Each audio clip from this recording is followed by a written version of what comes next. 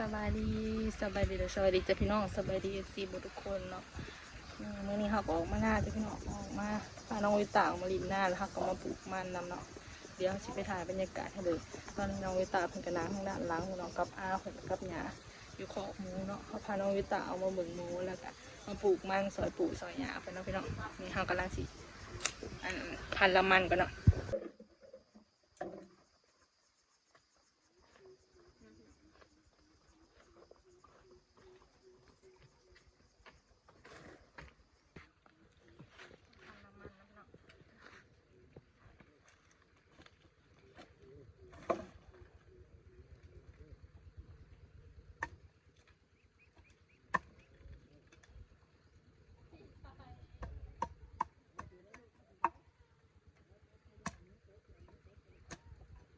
ตกมกตกใจเห็นไหมเห็นอยู่นะเรียกว่าพี่สั่ง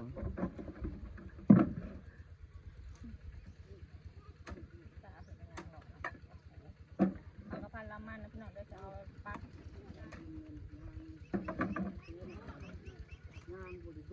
มันก็บ่อยากห้ามไปได้เนาะ มันตายเบิด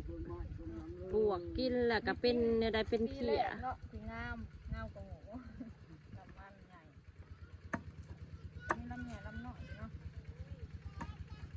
เดี๋ยวเบิ่งเลย จ้า จ้า เอ้ เอ้ ย ยจ้าเอ้ยไปเลยใช้แม่เด้ใช้แม่เด้จะเห็นปูนะหัวฮือดังครับเลย เมื่อคืนนี่เมื่อนะเมื่อแล้วพอจะอุ้มแบบนี้แล้วไปอีพอนี่แล้วบ่ไปแม่พออุ้มไปแล้วก็หายหายเรียกว่าพันมันเร็ว หัวฮือไว้หัวฮือ ซับก็อยู่ทงนั่นแหล้ว ตายเนาะ ปวกกินเดี๋ยวเราก็ตายเบิดแล้วค่ะเราก็บ่พอเราจอดไปจอดมาค่ะนะห่างกันนี่ก็สิบอีกวะ มีร้อยนี่ไปหาเกือบกัน วิตาจะ มาลูกมาใส่อย่างว่ายังไม่ทันกินข้าวเนาะ ไป เอาเปลี่ยนเลย เปลี่ยนไปเปลี่ยนมาจิโนวิวมันคนนะโอ้ยอยู่ด้านข้างอยู่ด้านคุณด้านบ่เฮ้ยมือจะเห็ดยังมือน่ะเนาะมาเอาสิมาโอ้ยแม่นำ เผื่อตาวิตายิ้มแน่ยิ้มแน่ ยิ้มเด้ลูกยิ้มเด้ ยิ้ม ยิ้มเด้ลูกยิ้มใส่กล้องเลย พี่บินให้ลูกยิ้มแน่ ยิ้มใส่กล้อง ยิ้มงามแน่เฮ้ยบ่ยิ้มเนาะพี่น้องปลายฝากับแม่เพิ่นกันอยู่พุ่นเนาะพี่น้อง เป็ด หน้าบาดแก้มบาดตกตกตูบ ที่ลังกาทะลุลงพี่น้องเดี๋ยวพุ่นเนาะเดี๋ยวจังไหนฮะจะพาไปเบิ่งนั่นเนาะนี่ก็เจอกับปลูกลายมือเลยเนาะพี่น้องฮะก็ออกมาเนาะก็สมปลูกเต่าลงไปให้มันสุดจะสุดเลยบ่เนาะพันมาหน่อยเดียวนะให้มันพันมันสุดก่อนเจ้าสิบสุดสักมาเจ้านะพี่น้องปลูกมันห่อเลยดูปลูกมันอีกแล้วจ้าเก็บเกี่ยวไปบาวิกะไทยคู่เอาไทยเอาเนาะพี่น้องเขาบอกเอารถไทยใหญ่มาไทยเพราะว่าหนึ่งกระงบประมาณสองกะจะย่านบ่ได้ฮอตชื่นใช่ไหมเท่าเอารถไทยใหญ่มาอันมาไทยแหละค่ะมากลนค่ะนะพี่น้องเพราะว่าที่เฮากะบ่ได้อันนั้นไปได้มันเฮากะแทมยังบ่งามอีกเนาะราคามันกะบ่สูงกะเฮ็ดไปตามสามัญตามธรรมศาสตร์เพิ่นสนบทเอาวิกไทยค่ะอีหยังฮะ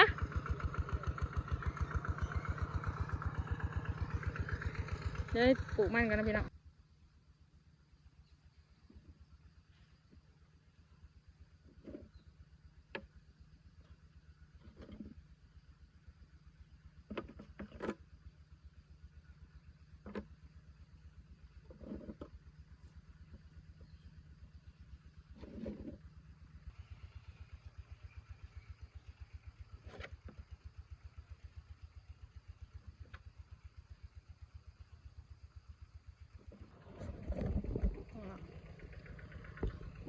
กระจ้า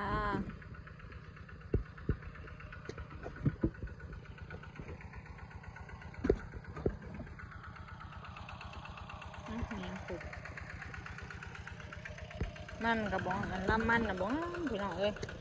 เนาะลำมันกะอยากงามแหง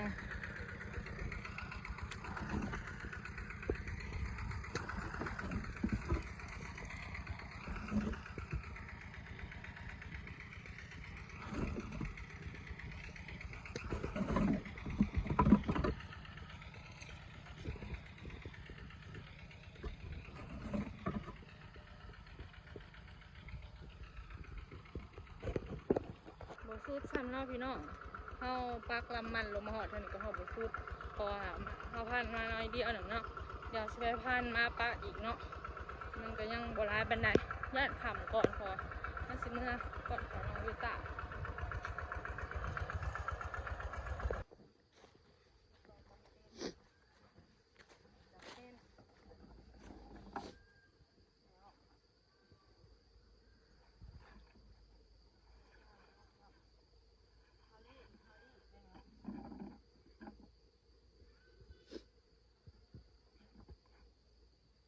ปลูกห่างเนี่ยถีโพดย้ำออกอีก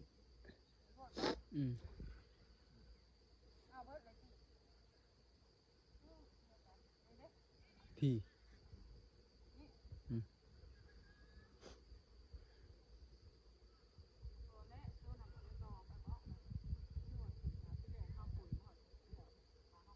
ย้ำออกอีก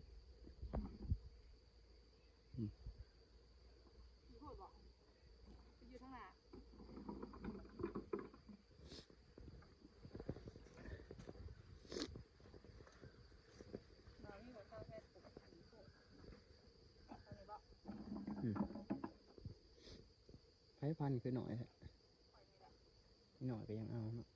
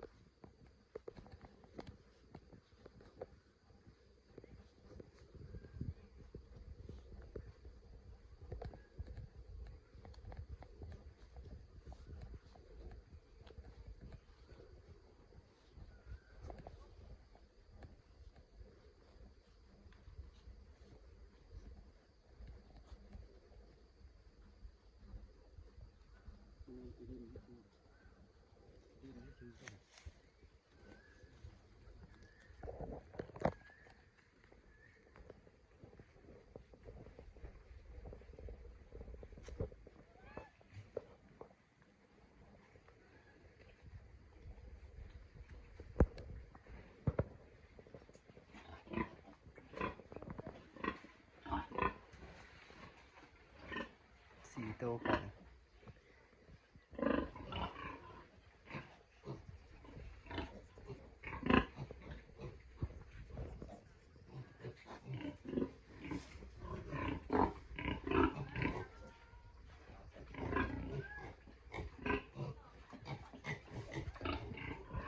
เดือนหนา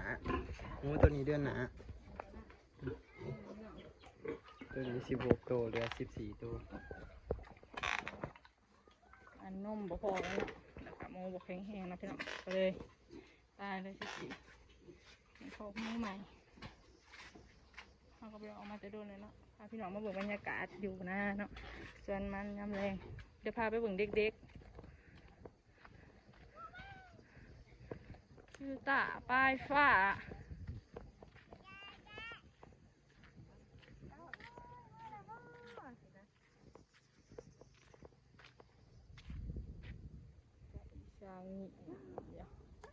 เฮ็ดงาน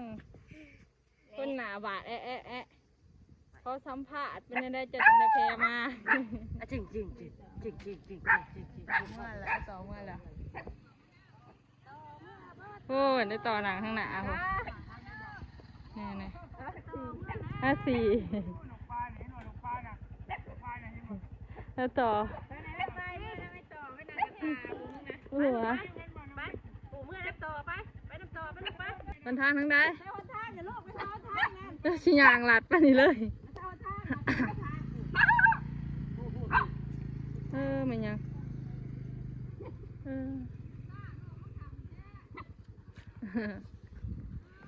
วิวต้าหน่อยคืออานะพี่น้อง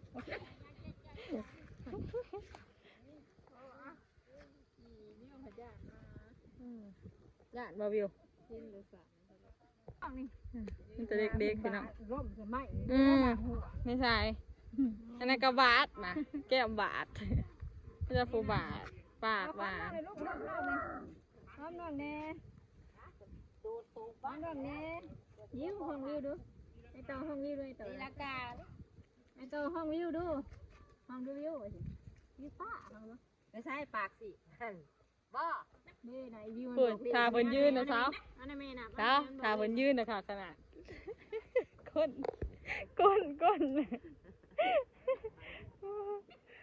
งามๆผัว เพลงนอกเห็นเพลงนอกไม่เห็นนั่นเลย เอตา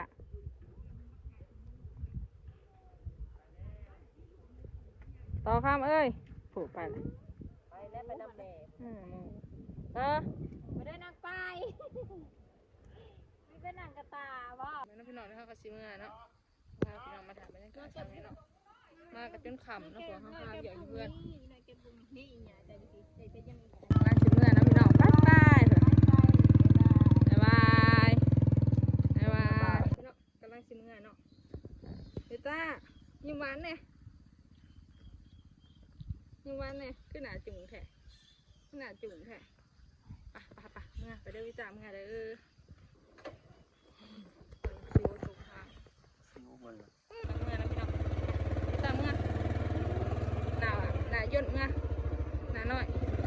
เช้าหนาหน่อย ห้องเอาเด้อมาหน่อยพ่อ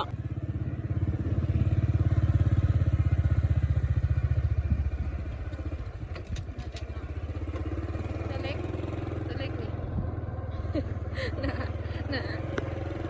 เป็นถุงโล่งถุงนึงพี่ตาขึ้นมาก็มาเบยกินข้าวเพื่อนหยาเนาะสายฟ้าหนาบาด